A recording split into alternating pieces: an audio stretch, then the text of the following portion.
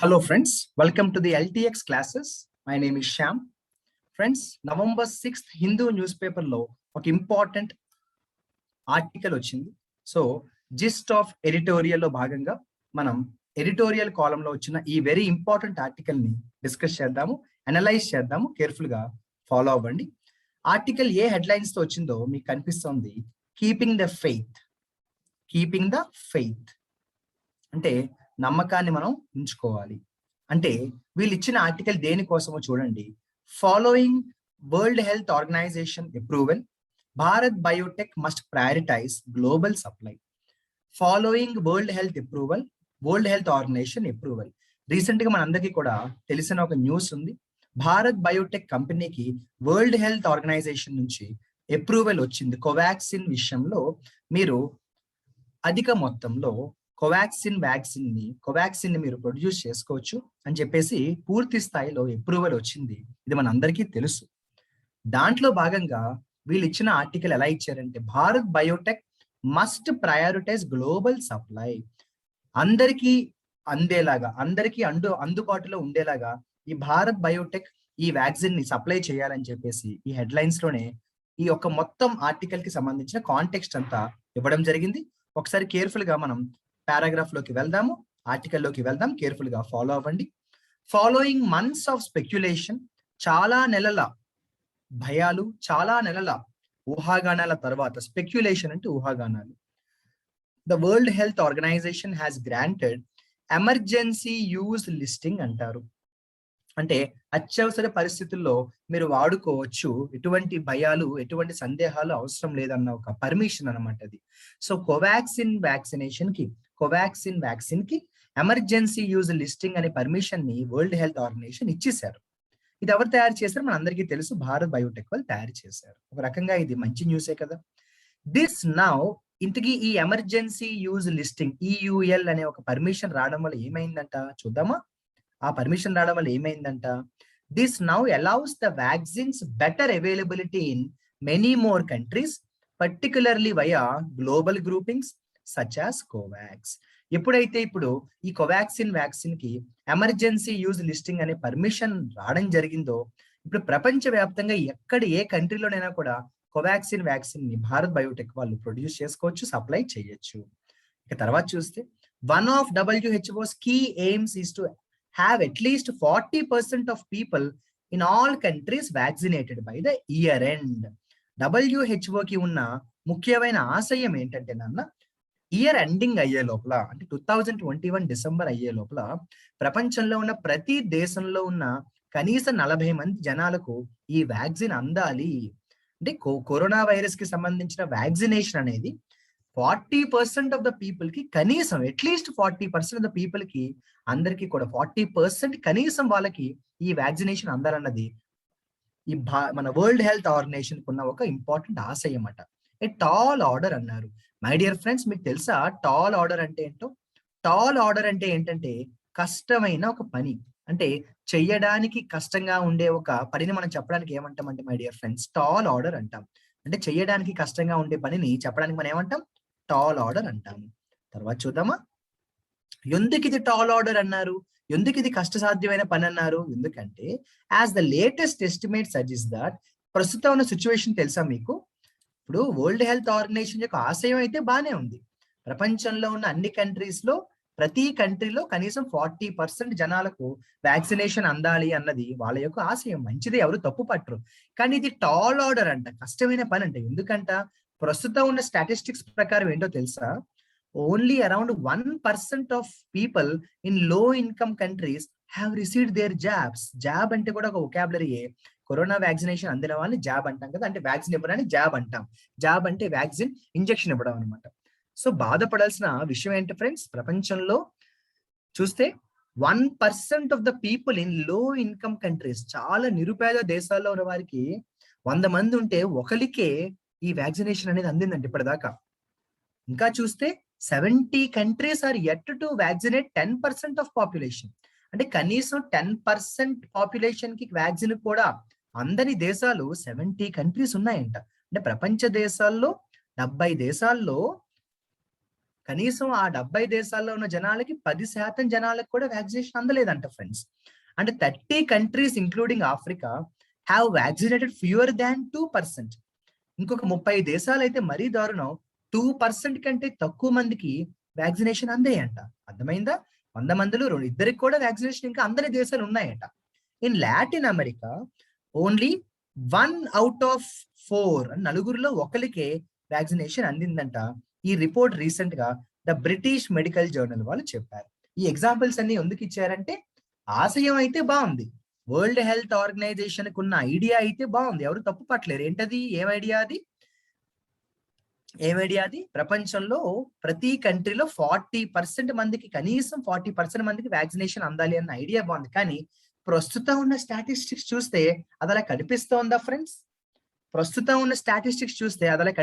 Friends లేదు కదా. Right, తర్వాత చూద్దాం. Covaxin is an indigenous inactivated whole virion vaccine that has been developed based on well established protocols. ఎన్నో protocols follow అవుతూ indigenous గా తయారు చేసుకున్నాం. ఇండిజినస్ గా తయారు చేసుకోవడం అంటే ఏంటి ఫ్రెండ్స్?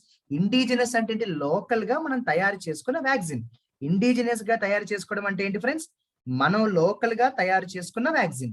ఇండిజినస్ గా తయారు చేసుకోవడం అంటే ఏంటి? మనం లోకల్ గా తయారు చేసుకున్న వ్యాక్సిన్. అయితే ఎన్నో ప్రోటోకాల్స్ మధ్యలో దీన్ని మనం తయారు చేసుకున్నాం. This has meant that it was put on the regulatory speed belt at nearly every stage. ప్రతి స్టేజ్ లో కూడా చాలా జాగ్రత్తలు తీసుకొని తయారు చేసాం ఈ వ్యాక్సిన్ ని. The most significant being it's emergency approval by India's drug regulators without any published phase 3 efficacy data. Efficacy data అంటే ఏంటి? ఎఫికసీ అంటే ఒక దాని యొక్క ఎఫిషియన్సీ ఎంత ఉందో చెప్పేదాన్ని మనం ఏమంటామంటే మై డియర్ ఫ్రెండ్స్ ఎఫికసీ అంటాము. తర్వాత చూద్దామా friends? The ostensible reason for the haste was that India needed a low-cost indigenous vaccine that could be quickly administered to many. అయితే ఎంత దాచినా కూడా దాగని ఒక నిజం మనందరికీ తెలిసిన ఒక ఓపెన్ సీక్రెట్ ఏంటంటే, ఎందుకంటే కంగారుగా మనం వ్యాక్సినేషన్ విషయంలో పరుగులు తీస్తున్నామంటే అతి తక్కువ ధరకి తయారు చేయాలి, ఎక్కువ మందికి అందజేయగలగాలి. అది ఫ్రెండ్స్. తర్వాత చూడండి. Though Bharat Biotech has years of experience in producing crores of vaccines, Bharat Biotech కి ఇదేమి మొట్టమొదటిసారి కొన్ని వందల వేల సార్లు రకరకాల విషయాల్లో రకరకాల ప్రాబ్లమ్స్ కి వ్యాక్సిన్స్ తయారు చేసి ఇచ్చారు. The scale of quickly ramping up Covaxin supply has so far been beyond its capacity. Vaccines తయారు చేయడంలో భారత్ బయోటెక్ కి ఎంతో అనుభవం ఉన్నప్పటికీ కూడా ఇంత తక్కువ టైంలో ఇన్ని కోట్ల మందికి వ్యాక్సిన్ అందచేయడం అనే విషయంలో భారత్ బయోటెక్ కూడా ఒక రకంగా చెప్పాలంటే అనుకున్నంత సక్సెస్ లేదనే చెప్పాలట. తర్వాత చూద్దామా ఫ్రెండ్స్? మీరు అబ్జర్వ్ చేస్తే హెడ్లైన్స్ లో ఏమన్నారంటే వరల్డ్ హెల్త్ ఆర్గనైజేషన్ నుంచి వచ్చిన అప్రూవల్ హ్యాపీ న్యూస్ అయినా మనకి ఎన్నో ఛాలెంజెస్ ఉన్నాయి అని ఆ ఛాలెంజెస్ ఏంటో చెప్పుకుంటూ వస్తున్నారు.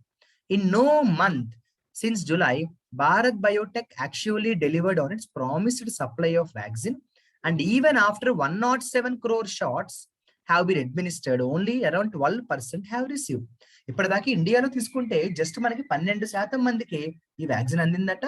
అంతేకాకుండా మనకి ఇంజెక్షన్స్ పరంగా ఎన్ని వెళ్ళాయి అంటే, షార్ట్స్ ఎన్ని వెళ్ళాయి అంటే 107 కోట్లు వెళ్ళినా కూడా ఏ నెల కూడా, అంటే జూలైతో మొదలు పెట్టుకుంటే జూలై నుంచి ఏ నెల కూడా మేము ఎన్నైతే సప్లై చేస్తామని ప్రామిస్ చేశారో వాళ్ళు ఏ మంత్ కూడా వాళ్ళు అనుకున్న విధంగా ప్రామిస్ చేసిన విధంగా సప్లై చేయలేకపోయారట. దాని అర్థం ఏంటి? డిమాండ్ కి వాళ్ళు రీచ్ అవ్వలేకపోతున్నారు. అంత తక్కువ టైంలో చేయడం అంటే కష్టం కదా. రైట్, తర్వాత చూడండి. Many in India have been vaccinated with Covishield. కొంతమంది కోవిషీల్డ్ కూడా తీసుకున్నాం కదా. Moreover before the centre agreed to take over 75% of the public supply, Covaxin offered no cost advantage. Central government 75% public supply తీసుకుంటానని చెప్పక ముందే దీనికి ఎటువంటి cost advantage లేదు. And in some instances was costlier than Covishield. చాలా సందర్భాల్లో Covishield కంటే కోవాక్సినే costly అయిపోయింది. ఇంకా అనుకున్న గోల్ ఎలా రీచ్ అవుతుంది అని అడుగుతున్నాడు.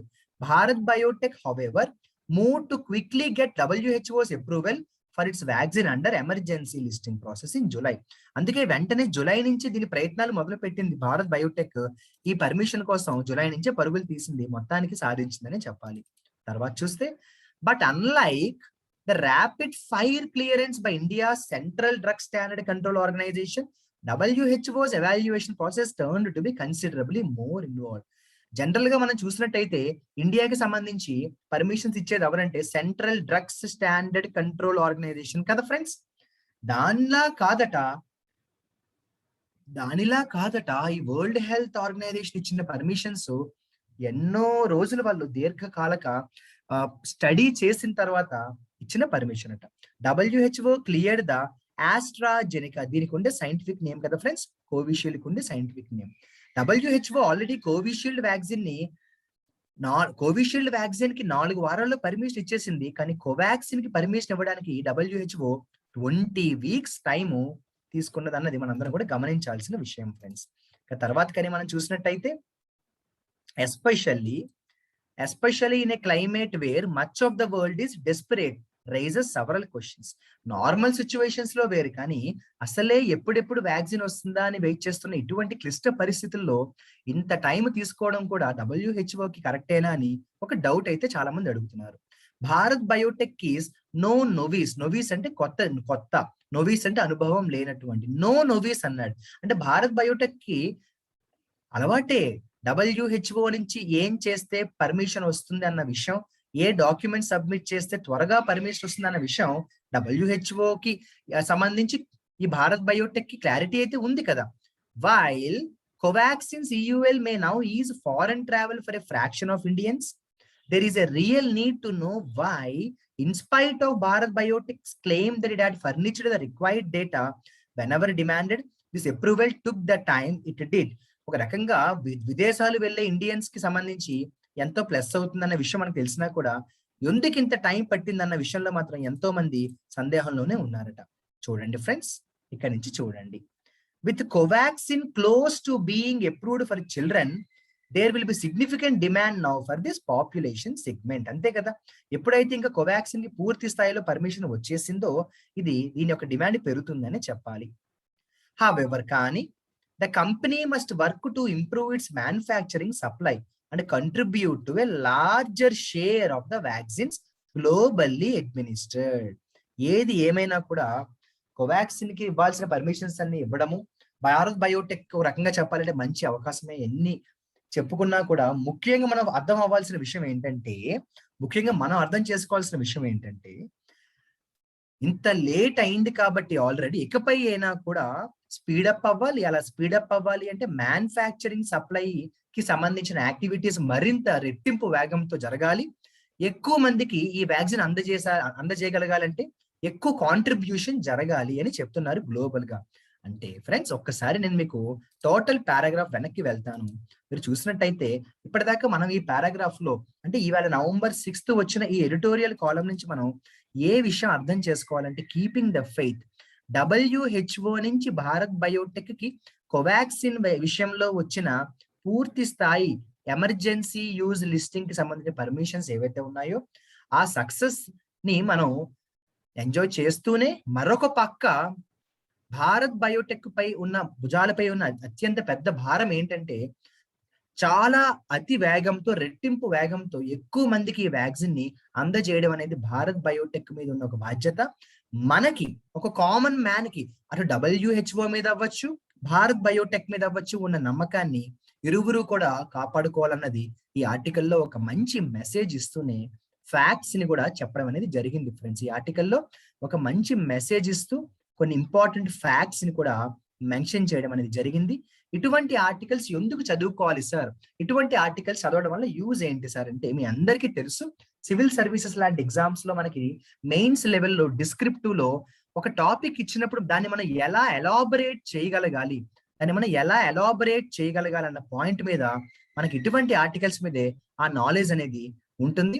ఒక టాపిక్ మీద ఎటువంటి పాయింట్స్ మనం how do we elaborate the issue and how do we elaborate the essay writing లో ఇటువంటి ఆర్టికల్స్ అనేవి చాలా ఎక్కువ చదివితేనే మనకి పాయింట్స్ ని ఎలా బిల్డప్ చేసుకోవాలో అవేర్నెస్ అనేది క్రియేట్ అవుతుంది ఫ్రెండ్స్. అలా ఈ ఆర్టికల్లో ఏదైతే మెన్షన్ చేశారో నేను కూడా పూర్తిగా ఏకీభవిస్తున్నాను. భారత్ బయోటెక్ కి సంబంధించిన వరకు కూడా రావాల్సిన పర్మిషన్స్ అన్ని వచ్చే కనుక ఇకపై అయినా కూడా రెట్టింపు వేగంతో వ్యాక్సినేషన్ ప్రాసెస్ జరగాలి అన్నది డెఫినెట్ గా ఈ ఆర్టికల్లో మెన్షన్ చేయడం అనేది 100% ఫ్యాక్ట్ అని చెప్పొచ్చు. I hope I have clearly explained the article to you friends. Overall గా ఆర్టికల్ సమ్మరీ కూడా క్లియర్ గా అర్థమైందని అనుకుంటున్నాను. ఇది ఒక బ్యూటిఫుల్ ఆర్టికల్ అనే చెప్పాలి. మీరు కూడా ఒకసారి మళ్ళీ చదవడానికి ప్రయత్నం చేయండి friends. I hope everybody understood the session. I hope everybody followed the analysis of the gist of the editorial. Wish you very good luck and all the best. Signing off, your Shyam sir.